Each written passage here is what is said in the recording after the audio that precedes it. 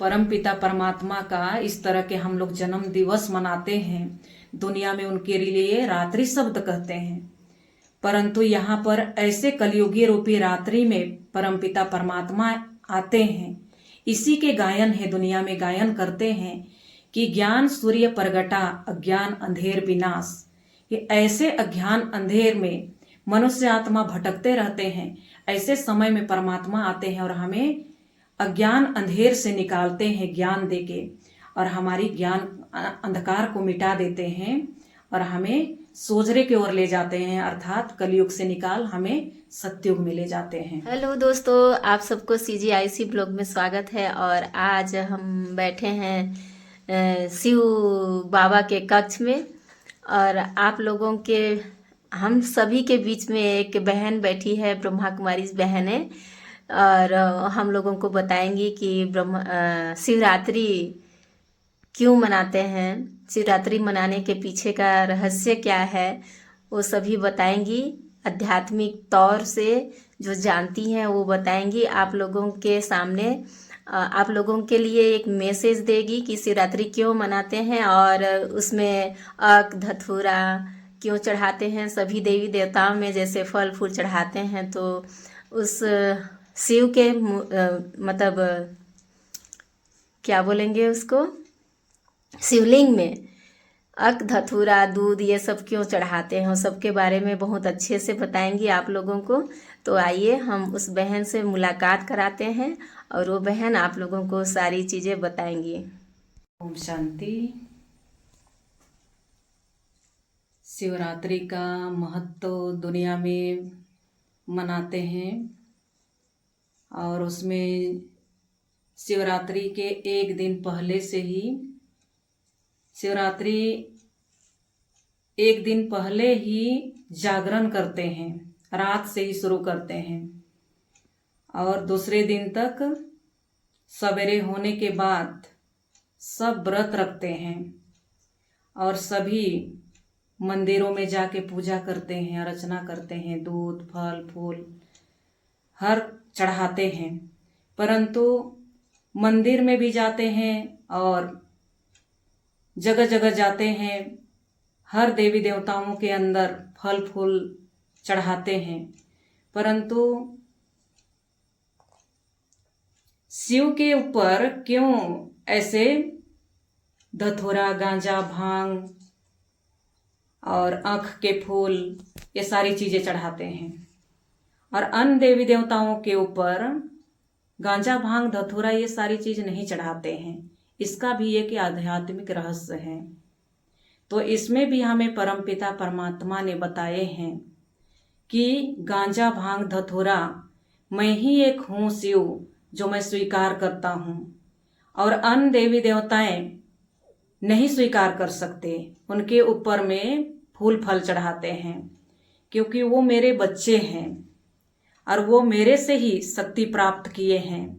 उनके अंदर में भी विषय विकार को स्वीकार करने का उनके अंदर ताकत नहीं रहा, इसलिए मैं ही हूँ जो गांजा भांग धतूरा को स्वीकार कर सकता हूँ।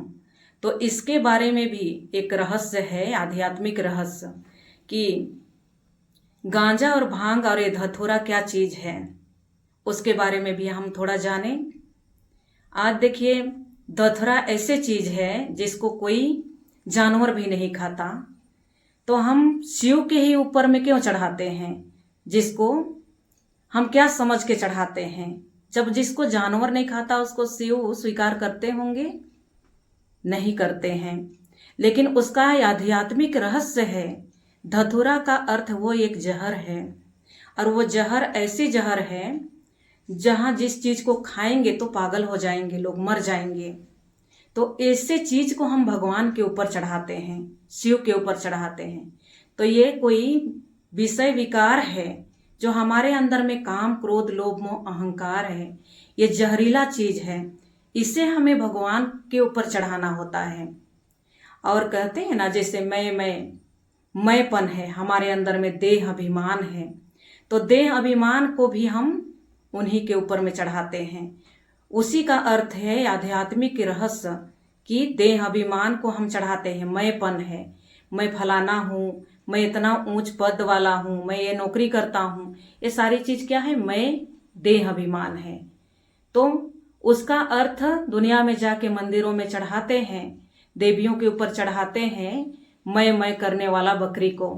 वास्तव में वो बकरा नहीं है, मैं कहने वाली, लेकिन हमारे अंदर की वो देह अभिमान है जो मैं करता है, जैसे बकरी मैं करती है वैसी।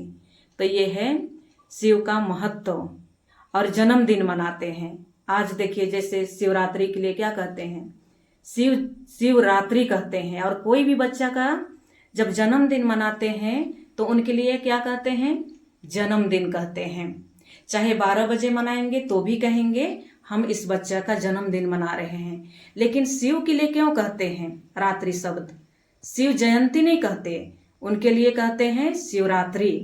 तो इसका भी आध्यात्मिक रहस्य है, जिसको कहते हैं शिवरात्रि। रात्रि का शब्द यह है कि कौन सी ऐसी रात्रि में परमात्मा शिव जन्म लिए या अवतरण हुए। तो यही है जो कलयुगी रूपी रात्रि, जहां पर इंसान, मनुष्य आत्माएं दर दर धक्का खा रहे हैं, खोज रहे हैं भगवान को, मंदिरों में, मस्जिदों में, चर्चों में जाके खोज रहे हैं, जंगलों में जाके खोज रहे हैं, वही परम पिता परमात्मा को ढूंढ रहे हैं और भटक रहे हैं। तो वही परमात्मा जब ये कलयुगी रूपी रात और सतयुग शुरू होने वाला होता है, इसी के बीच में एक छोटा सा संगम युग है। इसी संगम युग में परमात्मा का दिव्य अवतरण होता है। कलयुग में परमात्मा आते हैं और ये कलयुग को सतयुग बनाते हैं। तो यही कलयुग में आके परमात्मा सभी को अंधों की लाठी बनके, सभी को, जो भी अंधे भटक रहे हैं, अर्थात नेत्र तो सभी का है, आंख तो दोनों आंख है, परंतु हमारी अंदर की तीसरा नेत्र नहीं है। और वही तीसरा नेत्र नहीं होने के कारण हम सब जगह भटक रहे हैं, धक्का खा रहे हैं। कोई 24 घंटा दिन रात वाला अंधकार नहीं, परंतु ये अज्ञान रूपी रात्रि है। अज्ञान रूपी अंधकार में मनुष्य आत्मा भटक रहे हैं, खोज रहे हैं भगवान को। ऐसे समय में परमपिता परमात्मा ज्ञान सूर्य बन के आते हैं और हमें अज्ञान अंधेर से निकालते हैं। तो इसलिए ये शिवरात्रि का महत्व है कि शिव जयंती, कोई परमात्मा यहाँ पर आते हैं, जन्म लेते हैं, लेकिन पर काया प्रवेश करते हैं। दिव्य अलौकिक जन्म कहा जाता है, जो प्रजापिता ब्रह्मा के तन में, ये जो यहाँ देख रहे हैं ना आप सभी चित्र, यही परमपिता परमात्मा शिव, ये प्रजापिता ब्रह्मा है। और इन्हीं ब्रह्मा के तन में परमात्मा आके हम बच्चों को ज्ञान सूर्य बन के आके हमें ज्ञान देते हैं और हमें इस अंधकार से रोशनी की ओर ले जाते हैं, अर्थात एक कलयुग से निकाल हमें सतयुग दुनिया में ले जाते हैं। तो ऐसे परमात्मा का दिव्य अलौकिक जन्म है, अवतरण दिवस है। ये कोई रात्रि नहीं है या शिव का शादी या बारात नहीं है, परंतु ये दिव्य अलौकिक उनका जन्म दिवस है। और इसी साल इस शिवरात्रि में उनका 89 वर्ष हो चुका है और अभी 89 होके 90 शुरुआत होने वाला है। तो ये बहुत ही सुंदर हम उनके दिव्य अलौकिक जन्म मनाएंगे और हम केक कटिंग करेंगे। दुनिया में तो ऐसे ही पूजा पाठ करते हैं, लेकिन हम लोग केक काटते हैं और उनका जन्म दिवस मनाते हैं। सन 1936-37 से परमात्मा का दिव्य अवतरण इस संसार में हो गया है। उनका 89 साल हो चुका है और वो अब थोड़े ही समय में परमपिता परमात्मा, जो परम धाम के रहने वाला है, वो आए हैं इस सृष्टि में और हम बच्चों को वापस फिर से ले जाएंगे सतयुग दुनिया में। लेकिन पहले हमें अपना घर लेके जाएंगे, परम धाम, 5 तत्वों से पार है, जहाँ हमारी आत्मा रहती है और परमपिता परमात्मा शिव भी रहते हैं। आज देखिए मंदिर में जाते हैं तो परमात्मा शिव के लिए क्या कहते हैं? शिव और शंकर को एक समझते हैं, लेकिन शिव और शंकर कोई एक नहीं है, लेकिन वो हैं, शंकर जी अलग हैं और शिव अलग हैं। आज देखते हैं ना, जब शिव, जहाँ पर भी शिव का लिंग रहता है वहाँ शंकर जी बैठे रहते हैं और वो तपस्या करते हैं। और तपस्या करते हैं तो हमेशा वो माला फेरते हैं और आंख बंद किए रहते हैं। तो परमात्मा शिव है वो निराकार है, उनका ज्योति स्वरूप रूप है, बिंदी रूप है। जैसे यहाँ पर देख रहे हैं ना, ब्रह्मा बाबा है, ब्रह्मा बाबा से ऊपर में ज्योति स्वरूप है, यहाँ पर हम जलाते हैं लाइट, तो वो ज्योति बिंदी ही परमात्मा है। जैसे मंदिर में हम बनाते हैं शिवलिंग, अब वो बिंदी को हम पूजा कैसे करें, इसलिए उनका नाम जो है शिव है, लिंग का नाम पड़ता है शिवलिंग कहते हैं ना। बिंदी का नाम हम पूजा पाठ नहीं करने बनता, इसलिए उनका प्रतिमा बनाते हैं, मंदिरों में लिंग बनाते हैं। और लिंग में 3 लकीर होती है, 3 लकीर के बीच में एक बिंदी रहती है, वही उनका वास्तविक रूप है, वो निराकार हैं। अब वो बोले कैसे, बोल नहीं सकते ना, हमसे बात कैसे करें। मंदिर में तो हम जाते हैं, पूजा करते हैं और अपना जो भी भावना रहता है उसको रख के उनके सामने हम अपने अपने से बात करके आ जाते हैं, परंतु हमसे वो बात कैसे करेंगे जब तक उनका शरीर ना रहे। तो ऐसे समय में परमात्मा शिव हमारी प्रजापिता ब्रह्मा के तन में आके हमसे बात करते हैं, और ये हर जगह ब्रह्मा कुमार जो भी बाबा के बच्चे हैं, शिव बाबा के बच्चे हैं, उनके पास जाते हैं और उनकी पढ़ाई करते हैं। हम हर रोज हमसे वो बात करते हैं, हमें वो ब्रह्मा के तन द्वारा वो पढ़ाते हैं। तो वही परमात्मा शिव आ गए हैं और सभी मनुष्य आत्मा को अपने साथ लेके जाएंगे और घर ले जाएंगे। उसके बाद हमें यही सृष्टि में, जब ये दुनिया स्वर्ग बन जाएगा, देवी देवताओं का राज्य हो जाएगा, उस राज्य में हमें फिर से इस दुनिया में राज्य करने के लिए देवता के रूप में हमें जन्म देंगे। तो ऐसे हमारे परमपिता परमात्मा शिव बाबा का हम जन्म दिवस मनाते हैं। तो और शंकर के लिए कहते हैं ना, शिव और शंकर में अलग आप सभी को मैं बता रही थी, पर शंकर के बारे में आप लोगों को भी पता होना चाहिए। तो शंकर जी हैं, उनका आकारी शरीर है, उनको देवता कहा जाता है और शिव को परमात्मा कहा जाता है। उनका आकारी शरीर है और परमात्मा शिव बाबा का ज्योति बिंदु रूप है, और वो परम धाम के रहने वाले हैं शिव। ये 5 तत्वों से पार, जिसको शांति धाम कहते हैं, निर्वाण धाम कहते हैं, ब्रह्मलोक कहते हैं, वहां परम पिता परमात्मा शिव रहते हैं। और शंकर जी रहते हैं सूक्ष्म वतन में, परम धाम से नीचे है वो सूक्ष्म वतन में, वो देवताएं रहते हैं जिनको फरिश्ता कहते हैं, संपूर्ण देवता कहते हैं। लाइट का शरीर होता है उनका भी हमारे तरह हड्डी मांस की शरीर नहीं होती, लाइट के शरीर होती है, और वो सूक्ष्म वतन में रहते हैं। और स्थूल वतन में हम मनुष्य आत्मा रहते हैं, ये आवाज की दुनिया है। तो शिव परमात्मा का कर्तव्य अलग है और शंकर जी का कर्तव्य अलग है, उनका रहने का भी स्थान अलग है और शिव जी का रहने का भी स्थान अलग है। वो परम धाम के रहने वाला और शंकर जी सूक्ष्म वतन के रहने वाले, तो अलग अलग हो गए। तो परमात्मा शिव जो है शंकर जी का पिता है और शंकर जी हैं शिव का पुत्र। आप देखिए, कहते हैं ना उनका कर्तव्य अलग है। शंकर के लिए क्या कहते हैं कि शंकर जी का तीसरा नेत्र खुलेगा तो सारा संसार भस्म हो जाएगा, विनाश हो जाएगा, ऐसे कहते हैं। लेकिन शिव के लिए कहते हैं परमात्मा शिव वो कल्याणकारी है, सारे संसार को कल्याण करने वाला। तो उनका कर्तव्य अलग हो गया और शंकर जी का कर्तव्य विनाश करने का है, उनका कर्तव्य अलग हो गया। अब उनसे वो शक्ति कैसे प्राप्त करते हैं ना, अब पूजा करते हैं, शिवलिंग रखे रहते हैं अपने सामने। अब इतना बड़ा संसार को, कलियुगी रूपी दुनिया को वो चेंज करते हैं, विनाश करते हैं।